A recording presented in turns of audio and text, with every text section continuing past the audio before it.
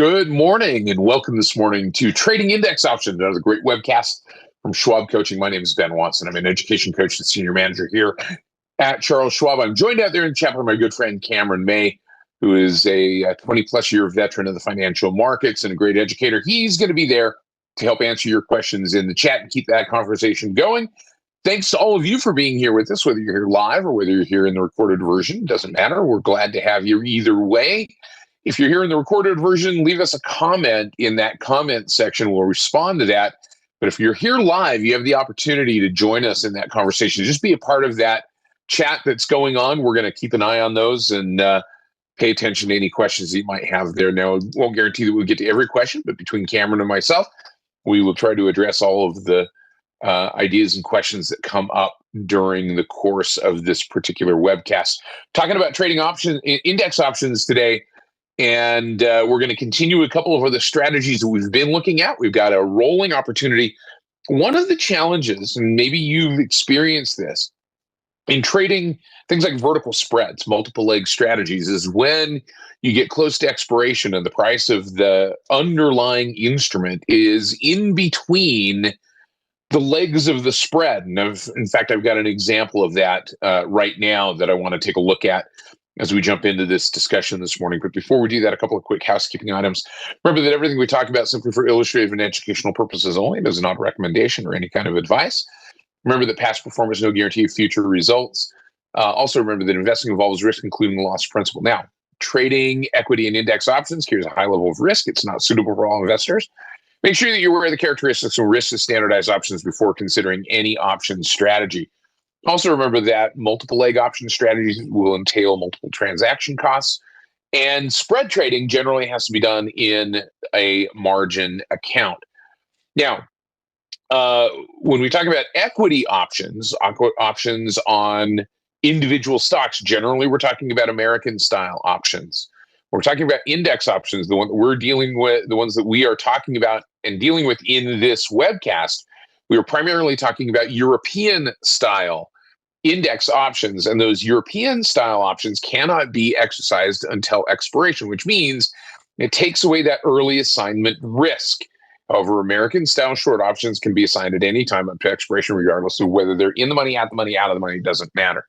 So that's one of the differences and one of the reasons why we talk about trading index options, one of the characteristics that makes them potentially beneficial. We'll talk about that as we get into this discussion a little bit more. But it becomes important, especially when we start talking about things like paper money, because we're going to be using the Thinkorswim desktop software platform today, specifically the paper money application. And that paper money platform is a great learning environment, not a guarantee of future success, but it doesn't do certain things. It does not facilitate the early assignment of American style options. So if you're trading those and you're trading them in paper money and you move your practice from paper trading to live trading, you're going to see some differences, including the potential for realizing that early assignment. So again, doesn't happen with those European style options, but I just want to make everybody aware as we talk about this in this discussion. So we'll pop over here to the Thinkorswim desktop software platform. And as I do that, just a quick reminder, click on that subscribe button down at the bottom of the page. Be a part of that conversation. Give us a follow there. Also, you can follow us on X at Ben Watson CS, at Cameron May CS. All of the other coaches have similar naming conventions. You're going to find us there. And that's a great way to stay a part of the conversation as well. And then if you liked what you saw today in this webcast, click on that like button. That lets us know, and it also pops that content up for other people in the algorithm. Now, I do have a quick programming note. Starting in the next quarter, starting in quarter four, we're going to be moving the time of this particular webcast to later in the day. Same day, still on Wednesdays. It's just going to be at 3 p.m. Eastern time instead of 3 p.m. Eastern time instead of 11 a.m. Eastern time. And one of the reasons why we're doing that is because that allows us to demonstrate some of the closing aspects of some of the shorter term option strategies that you've requested that we teach, including zero DTE options. And so we're going to make sure that we have that opportunity to display those. So we're going to move the timing of this class to a little bit later in the day. And that allows us to, again, facilitate some of those. Nothing else is going to change. I'm still going to teach it. It's just going to be later in the day. All right. So let's talk about what's going on here. SPX generally moving to the upside, although we see a couple of days where it's maybe pulling back just a little bit, not a significant pullback. The RSI not really dropping too terribly much here in this particular case, as we see it kind of drop right to or just a little bit below that overbought line or the 70% line, that extreme line at that top edge of the RSI. Taking a look at the NASDAQ doing just about the same thing. In this case, kind of going sideways. We see that little bit of a pullback over the last couple of days. Now, whether this becomes a bit of a reversal, because we could call this kind of a tweezer top, is what that's oftentimes referred to, those two candlesticks. Now, tweezer tops usually have longer shadows at the top or longer wicks at the top, but that's generally kind of considered to be a tweezer top type of pattern, which could be a little bit of a reversal. Not a guarantee of that, but that is a potential reversal here. But still, moving averages are moving higher. You see the RSI is not really backing off very much. We look at the Russell 2000, and the Russell 2000 has given us kind of this separating lines bearish. So you see this downward candle, which is almost a hammer candle. You see this upward moving candle with that shadow to the upside, which is almost a shooting star type of candle. And this becomes a little bit of a bearish reversal pattern. Again, in this case, maybe back down to the bottom of this channel. We've got the diagonal, we've got the moving averages both moving up and RSI still staying higher. So that being said, we're just gonna take a look at this and we're gonna say, hey, maybe this is a little bit of a pause, not a reversal at this particular point. Now we happen to have a long diagonal spread on the Russell 2000 in this particular case. So that is something that we may look at accomplishing a roll because our short leg is a little bit deeper in the money at this particular point, a little bit more expensive. So we'll see how that plays itself out. But that's kind of the backdrop. Let's take a look at what's going on with the VIX really quickly here and see where that VIX is. And the VIX had been on the rise. I talked a little bit about this yesterday in the Selecting an Option Strategies webcast about the fact that the VIX was rising as well as the SPX rising over the last few days. An unusual circumstance, which generally means that call options are getting a little bit more expensive. What that maybe is doing with the VIX a little bit elevated, even though the market isn't really going down, is it's keeping those call option premiums a little bit elevated because of speculative pressure to the upside. Buying of calls influences the VIX just as much as buying of puts does. So if the market has been moving up and the VIX is moving up, that means that calls generally are being bought simply because that's kind of that directional purpose. We see that, the correlation, if we were to look at, say, for instance, the correlation here of the SPX and the VIX, I talked about this again yesterday, that really in the last few days that something has happened that has not happened all year, and that is a positive correlation on the VIX and the SPX over a couple of days. We see that sustained positive correlation and getting up near that 0.5 correlation. So positive correlation on the two suggests that call options are becoming more expensive. Now, for us as traders of index options, when we're talking about the SPX, that's what's driving the VIX. So this has kind of a direct correlation to what we're doing, especially when we start talking about our 14-7 strategy. Now, for those of you who are brand new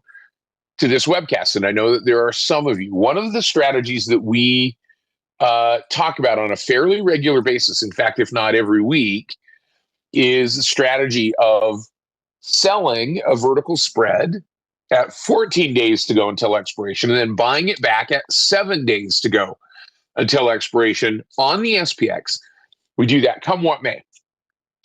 So We don't leave it an extra week. We just take it off at 7 days, whatever it has done. The idea being behind it, and I won't go into the math specifically, but I can point you to some webcast resources, is we're looking for accelerated time decay in the first week of this spread's lifespan, which then tends to slow down. So this is a far out of the money, high probability trade. And in this particular case, we sold the vertical spread last week for $1.80. We're now able to get to buy it back for 40 cents. So we're getting a fair majority of the amount of premium that we brought in. We get to keep that. So the first thing that we're going to do in this strategy is we're going to right click and we're going to create a closing order and we're going to buy this back. And we're going to see if we can get it for 40 cents. We'll just kind of work that order a little bit. Click on confirm and send, read through the order, make sure that that's what we want it to do and we want it to close, and click on send. And we're going to close that down. We closed it down for 40 cents. Okay. The other thing that we could do, I mean, in your own trading, you can do whatever you want. The reason that I'm demonstrating this the way that I'm demonstrating it is because it's a repeatable process. It's consistent. And sometimes it's that consistency that helps us. So given the fact that that is consistent, you can do whatever you want. You can sell 30 and buy back at 15 if you wanted to. You could sell 60 and buy back at 30. It doesn't matter. I mean, the point is still the same, and the concept is still the same, because if we're selling far out of the money options, we're capitalizing on the acceleration of time decay in the first segment of the first portion of the lifespan of that option. So that's what we're working on. So now what we're going to do is we're going to be looking at the 8 October expiration. That's 14 days to go. That's the 8 October expiration. So we're going to go back to the charts and we're going to change this chart to our index options grid. And by the way, this grid is linked in the description page, the description section for this webcast. So if you want this grid and its attached scripts, you can go back and you can find it in the description page, and then you can download it. So what I'm going to do is I'm going to take this time hack off. I'm just going to remove that drawing. And we know that our next 14-day expiration is at October 1st, October 1. We found that on the trade tab. It's October 8th. So we're going to go back to the chart. We're going to find this time hack. I'm going to use the tool on the drawing tools that has the little clock and the vertical line, and that's our time level. And so we're going to put a time hack here on October 8th. And it doesn't matter where we drop the line, where our cursor is in the y-axis, just as long as our x-axis is pointing at 10:08, we'll drop that line right there. The next thing that we're going to do is we're going to follow along this one standard deviation probability of expiring curve and cone. And that's a technical study. And so if you download this script, it's also in that script. But it's the probability of expiring cone, which means that this is a one standard deviation range above and below the current price of the index at that particular time. So we're just going to do a crossover here. And we're going to do 64.45. It's about where we are, 64.45. And there's our crossover. And so you can see as the index has been going higher, we've been continuing to move higher in terms of our strike prices. But you can also see that what's been going on in terms of volatility, when volatility is higher, we're a little bit further away. When volatility is lower, we're a little bit closer to where the index is.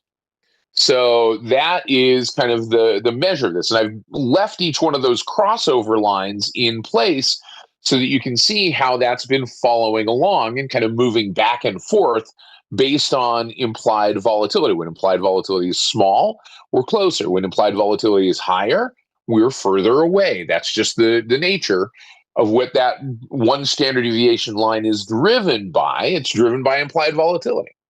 So now 64.45 is our strike that we're going to be looking for. So we're going to go to the trade tab and we're going to go here to the 8 October. That's 14 days out. I need to pop this out to about 100 strikes. And we're going to display 100 strikes. So 64.45. and I don't have a 64.45. So let's go back to the chart here for a second. We don't have that level of granularity. So let's go to the 64.50. We'll just come in a little bit. 64.50 is the strike that we're going to look at then. So here's the 64.50. And you notice that that is about the 15-cent delta. 15-cent delta. So that means the likelihood or the probability of that 64.50 strike being at or in the money at expiration in the next 14 days is about 15%, which is great. That's exactly what we want. We don't want this to be in the money. We want this to stay clear out of the money. So 15%, which means it's got about an 85% probability of being out of the money at expiration. So we're going to sell that one, the 64.50, and we're going to sell it for 16.70. Now, we're going to buy, in order to manage this spread, we're going to buy the 64.50, 40, 30. We're going to go 20 wide, so that's going to be the 64.30. We're going to buy the 64.30. So we're getting $1.85. We're getting 5 cents more than we got the last time we sold this, maybe 10 cents more than the last time we sold this because implied volatility has increased a little bit. And if we can get this for $1.85, that's or $1.90, that's fine. We're going to go ahead and we're going to click on confirm and send. Now, here's the thing, and I know many of you have asked this question, and I'm going to address this once again. Wow, you mean I could lose $1,815 and I'm only standing to profit on this trade $185? And maybe not even that much because you're taking it off before it expires? And the answer is yes. Yes. But what's the probability of success? What's the probability of success of getting nearly 80% or 80% of that 185? It's about 85%. What's the probability of taking that max theoretical loss? About 15%. Now, that doesn't take into account news, because news can change the whole thing. Could we see a big move? Yes. Is there a possibility you could get run over by the freight train of that max theoretical loss? Yeah, absolutely. We've taken a couple of those. And the number of times that we've taken some small losses has been more frequent. But we've only taken max theoretical loss a couple of times in this particular trade, and it's mostly been when the market has been in a state of flux. It's been kind of waffling above or below that 200 period moving average, which is our directional indicator. So we're going to go ahead and we're going to put this back in our index options weekly group, and we're going to go ahead and we're going to click on send and fire that order off. And we got it for $1.90, which is cool. Great. We got it for $1.90. And we're just going to manage this. The only way that we're going to manage this is simply take it off at 7 days to go until expiration. The expectation being that this is going to get cheaper because of time decay, at least rapidly in the first week, and maybe a collapse in implied volatility. Now, if implied volatility increases, this is going to be a little bit sensitive to implied volatility. So if implied volatility spikes, that's going to work against us. But it's not going to work against us faster necessarily than implied volatility or than time decay is going to work for us. Directionally, this is pretty neutral. It doesn't have a lot of directional sensitivity. And to be fair, it doesn't have a lot of time sensitivity other than in that first week. And it has a smaller amount of implied volatility sensitivity. As we get closer to expiration, it's going to increase. And that's one of the other reasons why we don't necessarily hold it past that 7-day time frame. So that's kind of the logic and the mechanics behind this trade. It's already starting to work in our favor a little bit here in this particular case. All right, so that's our 14.7 index strategy. The next one I'm going to look at, and again, remember, these are cash-secured European-style indexes. So we're not going to be assigned early in these trades. We're not going to take possession of the stock. We're not going to have a short position in the stock if we're assigned, because this is cash. And so we're either going to have a credit or we're going to have a debit in our account. It's cash settled. And so that lessens the complication, if you will, because having cash in your account as opposed to having a long stock position in your account from exercise of an option doesn't result in, say, for instance, overnight risk unless, say, for instance, the value of the dollar were to drop. Now, that is a potential risk, but it's not as significant a risk as the stock, as an individual stock moving.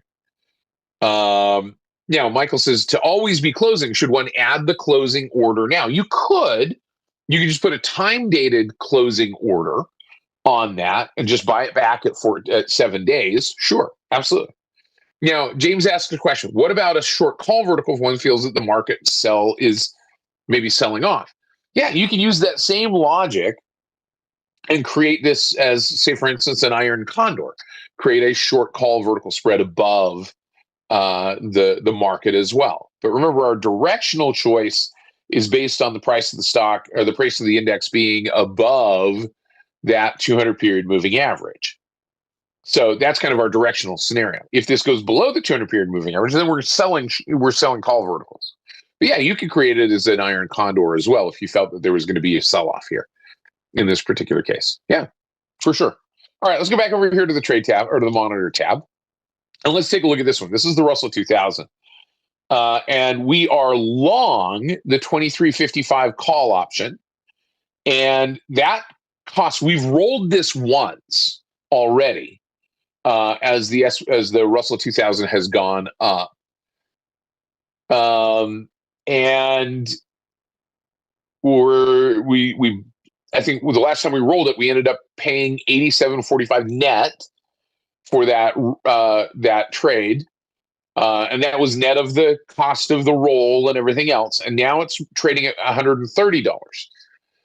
We sold the 2410 call, and we sold it for $54.65. This was a lot higher a couple of days ago, what it's currently trading at. It's now come back in a little bit.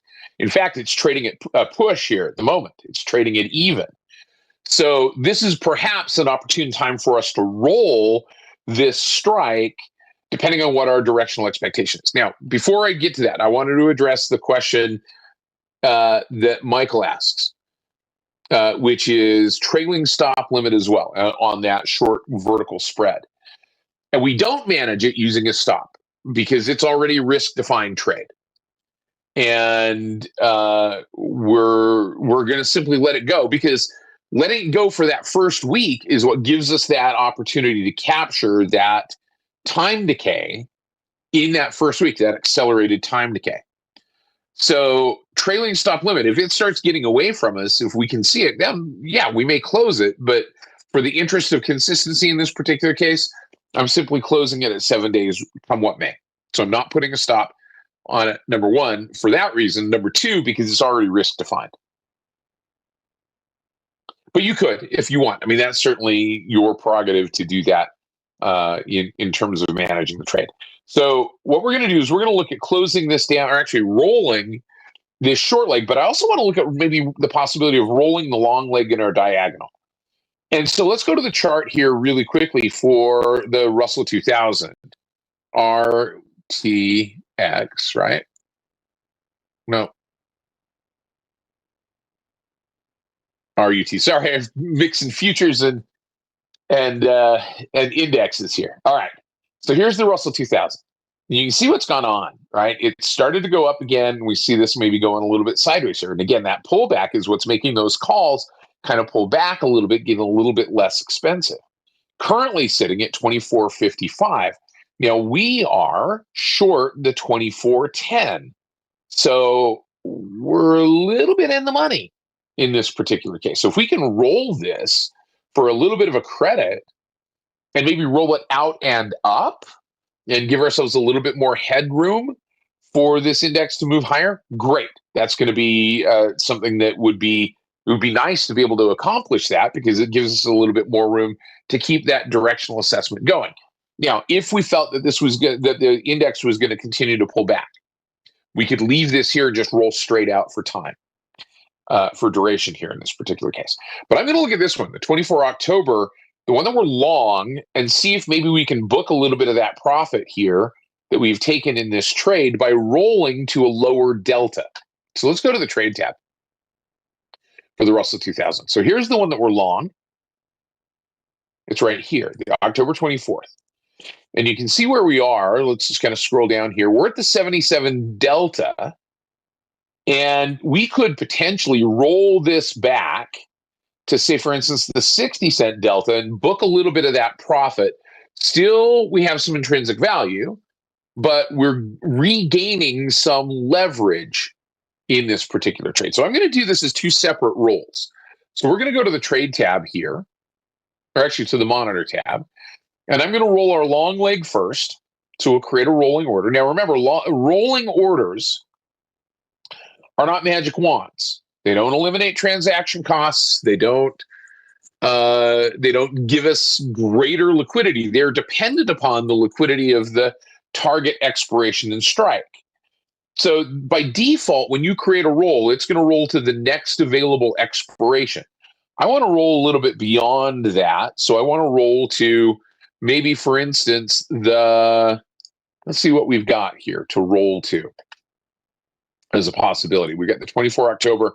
Let's see if we can roll out maybe another 30 days or so to this 21 November expiration. And we've got a fair amount of liquidity. These are fairly narrow bid-ask spreads here in that particular case. So we're going to do that. We're going to pop our order back up here. We're going to roll out not to the 31 October. We're going to roll out to the 21 November expiration. And we don't have the same strike price, but that's okay because we were going to try to roll up a little bit in terms of our strike to give it a little bit of headroom to move higher. So could we roll to the 2400? No, I'm sorry. We were going to roll to that lower strike, not straight out. What was the strike we were going to roll to? So let's see where we're going to roll to here in this particular case.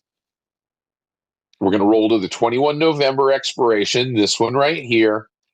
And we were going to roll to the one that has about the 60-cent delta, which is going to be the 2430. So let's see if we can roll to the 2430.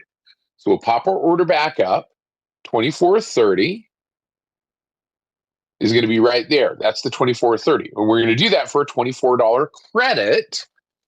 So that's the credit that we're booking from what we've made in that trade. We've also moved this option this long leg from a 70-cent delta to about a 60-cent delta, or 78-cent delta to about a 60-cent delta. So it's given it a little bit more leverage.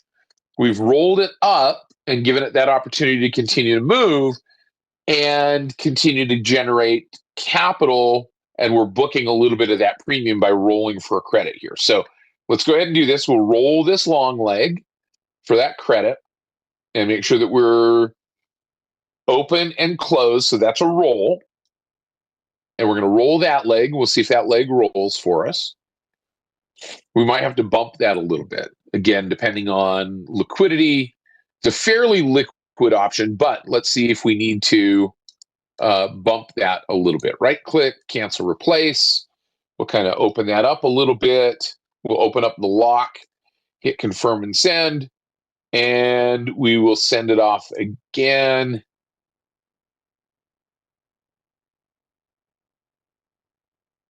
And we'll continue to see if we can bump that out a little bit in time. So right click, we may need to move that just a little bit. Again, this is the nature of paper money. Paper money generally fills towards the midpoint, but not always, especially if you're trying to roll like this. So we're going to drop this down a little bit in terms of the amount of credit that we're getting in the trade.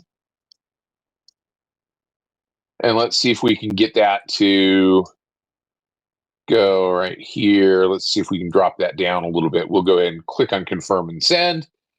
And we'll put this in our index options group. Click on send. Let's see if we can get that roll to work for us. All right, we'll watch that and see. Sometimes that won't go. Sometimes that takes a little bit of babysitting to get that to go. Now let's take a look at the other leg that we want to roll out, and that is our short leg, the option that we're short. We sold it for $54.65. It's now trading at $54.15. So we want to give that a little bit more room to move to the upside here in this particular case. So we're going to create a rolling order, and I'm going to roll this again. I don't need to roll this to a necessarily much longer time frame. And maybe roll this out, say, for instance, to that October 25, and then we'll manage it from there. But I do want to roll this up a little bit. I want to roll this up to, say, about the 2440. See, and that's not, I'm not getting a credit for it. This is where I want to get a credit. So if I can roll that for a 65-cent credit, that I've already booked some profit, or will have already booked when that long leg rolls. So I'm just giving myself a little bit more room to move. I'm still in the money. I'm rolling to an in the money strike here in this particular case. So let's see what happens if we roll to the at the money strike. So 2450. We're doing that for a debit. That's too much because we pay too much for that one. So let's see if we can roll this up to the 2440. Nope, we're not getting a credit. Let's go the 2435. Not getting a credit. 2430. There we go. Getting about a 30-cent credit. So I want to roll this one for a credit, or I don't want to roll it. I'm going to wait until I can potentially do that. And we're going to click on confirm and send. Make sure that this is a rolling order to open and to close. Make sure that I'm aware of the transaction costs and what that's going to do and where it's going and any alerts that might be there. And we're going to fire that one off and see if we can get that one to roll. Now, again, paper money usually fills. But this is one of the things about trading index options. Again, liquidity is going to matter. So we're trying to move out to 58 days and 14 days in this trade and roll this whole trade. Now, we could have entirely rolled this diagonal spread as a whole. That becomes a little bit more complex than rolling it a leg at a time. I like rolling it a leg at a time simply because then I can keep each one of those ideas straight in my mind in this particular case. So we're rolling this out for a credit and capturing a little bit of the profit potentially in that trade. So we'll see if those orders fill, and we'll kind of watch those on an ongoing basis. Now, here's the other scenario that I wanted to address, because this has probably happened to some of you. This is when you've sold a vertical spread, and the vertical spread is ending up, the price of the instrument that you've got the vertical spread on is in between your strikes. Now, if it's a long vertical spread, then it is, not such a bad place to be. If it's a short vertical spread, you could end up in a situation where you are assigned on the short leg and you don't have, if you let it go all the way till expiration, you don't have the cover of the long leg. Now, remember, these are index options. And so these are European style. And so we don't have that early assignment potential here. But notice we are short the 24,600 call, and the market is currently sitting at 24,535. We are long the 2520 call.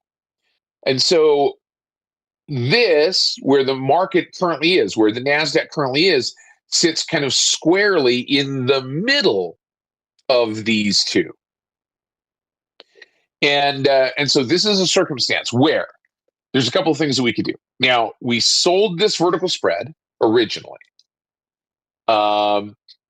We sold this vertical spread originally for $140.60. It was an expensive vertical spread. We were using this as a means to hedge our portfolio. It's currently trading at 148.250. So if we were to do this, if we were to right click and just close this down, we're going to buy this back, and we're going to be paying a little bit to buy it back. Now, that's one way to manage this particular trade in exiting the position, is just simply buy it back and eliminate both sides. But that may cost money over what you brought in to begin with. We could close the short leg and eliminate that obligation But that's going to leave you with a long leg without a lot of time left to go. We're 6 days to go until expiration here. And in this particular case, as we're looking at this, what we may do is just roll this entire vertical out for time, for duration, and give it a little bit more headroom. This is a short call vertical, so we're going to roll it out and up and give it a little bit more duration and a little bit more distance away from the NASDAQ. Okay. So if we right click on this and we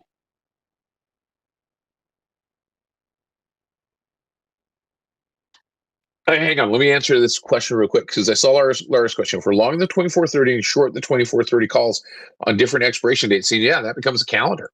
Exactly. All right, so we're going to create a rolling order for the vertical spread. We're going to roll this vertical spread, but we're going to roll it out for time, first of all, and up potentially for distance. So let's look at the chart really quick on the NASDAQ. And you can kind of see what's going on here. So here's where we're short about the 2430 right in there, and we're long right about here. So there's the potential that this could come back down. But what I want to do is I want to roll my short leg up to about the 24, to right about where this is now, about 24,530. So let's go back to our order, our rolling order. And I want to roll my short leg. I'm going to roll out for another expiration. Now, 30 September to 1 October is 1 day.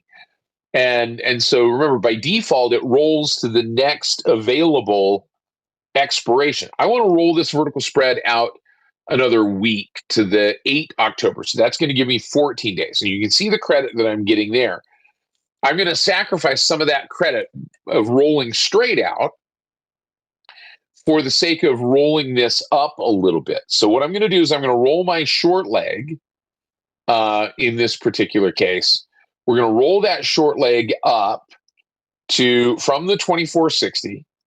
We're going to roll that up to about the 2530.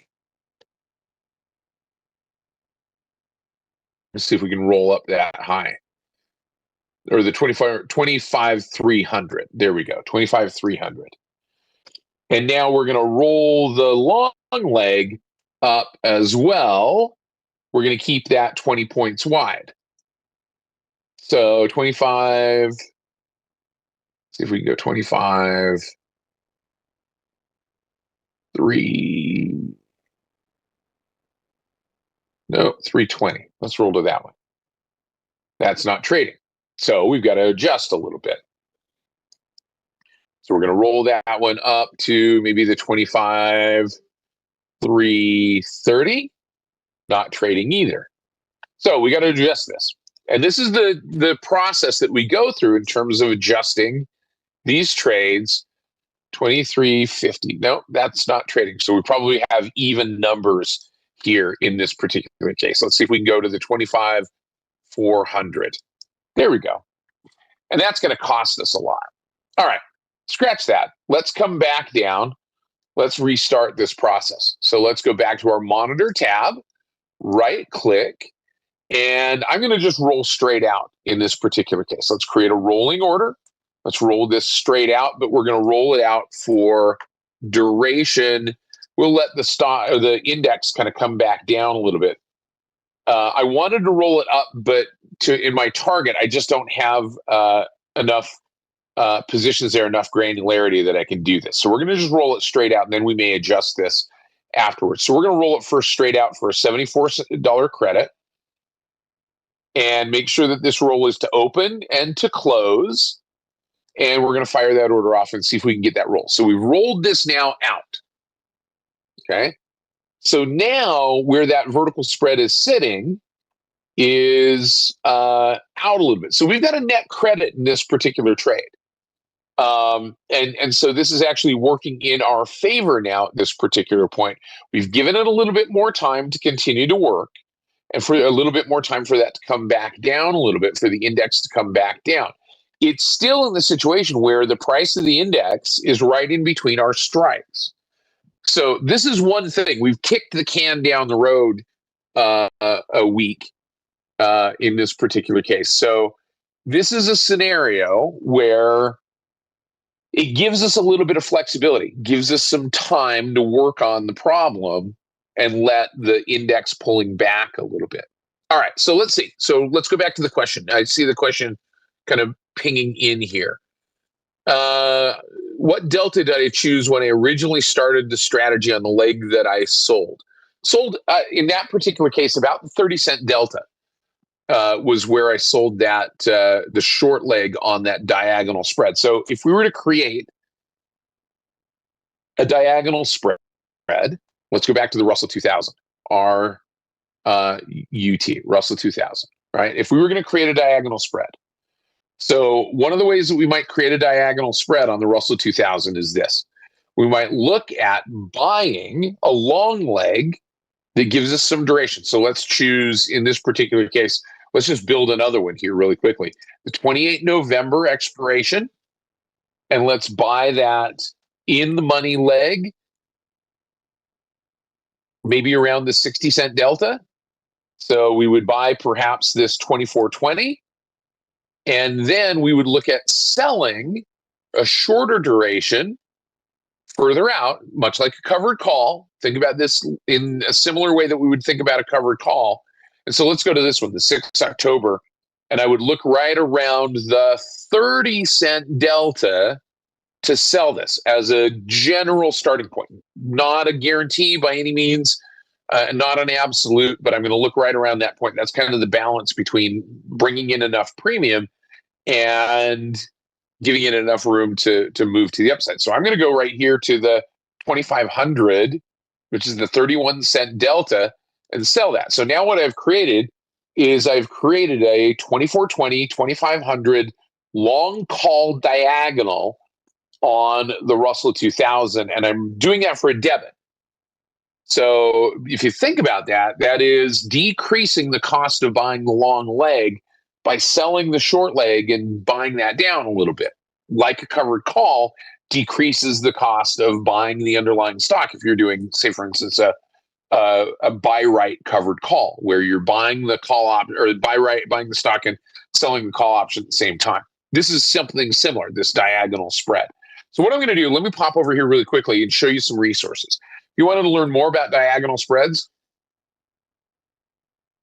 so type in the word diagonal right here in the Trader Talks webcast page, and you've got Brent talking about diagonals. You've got Cameron talking about diagonals. You've got me talking about diagonals. You've got Cameron talking about diagonals. Mike Fairborn, Cameron, Brent Moores talking about diagonals. Lots of great resources about diagonals and rolling diagonals and how you manage those spreads. Guys, thank you so much for the great comments and discussions today and being engaged in this discussion and this conversation. My thanks, of course, to Cameron May for helping out and our great production staff today for bringing this webcast to you and our great reviewing staff. Guys, we will see you again very soon. Not this coming Friday, but the next Friday or the next Saturday after that, we are going to be in Chicago at another Market Drive event. Join us here. You can find all of our upcoming live events right here at schwab.com/coaching/live events. So you can see all of those upcoming events. October 4th, Saturday, we're going to be in Chicago. Hope to see you guys there. Take care, everybody. Oh, by the way, there is a feedback survey in the chat. Do me a favor, help us out. Fill this out. 2 questions, 10 if you loved it, 1 if you hated it, and fill out any comments you might have. We love having you here. Take care, everybody. We'll see you again soon. Bye-bye.